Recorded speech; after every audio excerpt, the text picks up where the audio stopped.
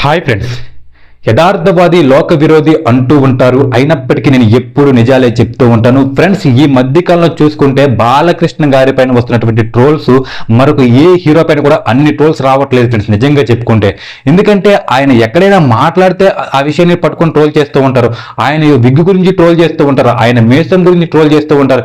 ఈ మధ్యకాలంలో రీసెంట్ గా చూసుకుంటే అఖండ 2 టీజర్ వచ్చింది. ఆ టీజర్ గురించి కూడా చాలా మంది ట్రోల్ చేస్తూ ఉన్నారు. అయితే బాలకృష్ణ గారి మెడ చుట్టూ ఏంటంటే ఒక గజేశాలం అనేది ఒక సోలం తిరుగుతూ ఉంటుంది.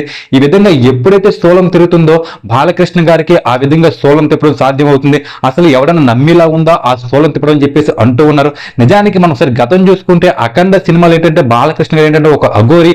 ఆయనకి ఏంటంటే కొన్ని మంత్రాలు కొన్ని శక్తులు ఉంటాయి కాబట్టి ఆయన ఉన్నటువంటి మంత్రశక్తిని ఆ విధంగా చేస్తున్నారు. ఆ విధంగా బోయపాటి శ్రీ గారు చూపిస్తే ఆ విషయాన్ని అర్థం చేసుకోలేక మనం అందరం కూడా ఏంటంటే ఆయన ఏంటంటే మెడ చుట్టూ సోలం ఎలా తిరుగుతుంది, ఆయన మనిషి కదా బాలకృష్ణ అని చెప్పేసి రకరకాలుగా మాట్లాడుతూ ఉంటారు. అది కేవలం సినిమాలో ఒక పార్ట్ మాత్రమే. ఆ సినిమాలో కూడా ఆ విధంగా తిప్పడానికి బాలకృష్ణ గారికి కొన్ని పవర్స్ ఉంటాయి. ఎందుకంటే ఆయన ఒక అఘోరి కాబట్టి ఆయనకి ఏంటంటే చాలా మంత్రాల్లో ప్రావీణ్యం ఉందని చెప్పేసి ఆ సినిమాలో చూపించారు కాబట్టి ఆ విషయాన్ని అర్థం చేసుకోకుండా ట్రోల్ చేస్తూ ఉంటారు. ఇక నెక్స్ట్ వచ్చేసి ఏంటంటే ఆయన మేసం ఊడిపోయిందని చెప్పి ట్రోల్ చేస్తూ ఉంటారు. నిజానికి ఆ మేసం పెట్టిన మేసం అయితే కావచ్చు కానీ ఆయనకి మేసం లేకుండా లేదు. నిజానికి బాలకృష్ణ గారికి ఉన్నటువంటి మేసకట్టు తెలుగు ఇండస్ట్రీలోని మరొక హీరోకి లేకుండా ఉండొచ్చు కూడా. ఒకసారి మీరు బాగా గమనించండి. ఆయన ఏంటంటే అప్పటికేంటంటే అఖండ 2 సినిమా షూటింగ్ లో ఉన్నారు. దానికోసం అని చెప్పేసి చాలా ఎక్కువగా గెడ్డాలు జుట్టు పెంచుకోవాల్సి ఉంటుంది. దానికోసం అని చెప్పేసి ఆయన క్లీన్ గా సేవింగ్ చేసుకుని ఉన్నారు.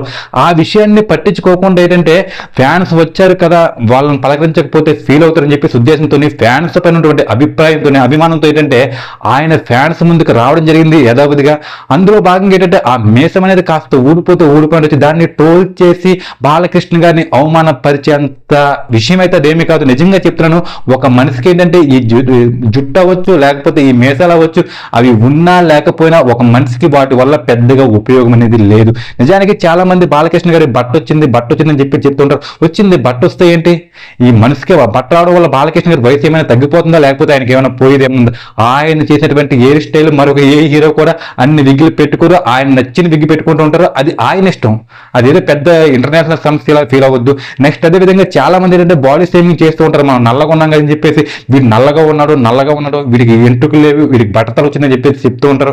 నిజానికి నల్లగా ఉన్నటువంటి ఈ కలర్ విషయంలో కానీ ఈ వెంట్రుకల విషయంలో కానీ ఎవరు కూడా బాధపడవలసినటువంటి అవసరం లేదు. ఎందుకంటే ఒక మనిషి జీవితంలో అవి ఎప్పుడు ఎక్కడ ఎందుకు కూడా ఉపయోగపడవని చెప్పేసి నా యొక్క ఒపీనియన్ ఫ్రెండ్స్. కాబట్టి బాలకృష్ణ గారు అటువంటి ట్రోల్స్ ని కనీసం ఈ చెవుని విని ఈ చెవుని వదిలేస్తారట కదా, అలా వినడం కూడా చెడు ఫ్రెండ్స్ ఆయన నాకు తెలిసి.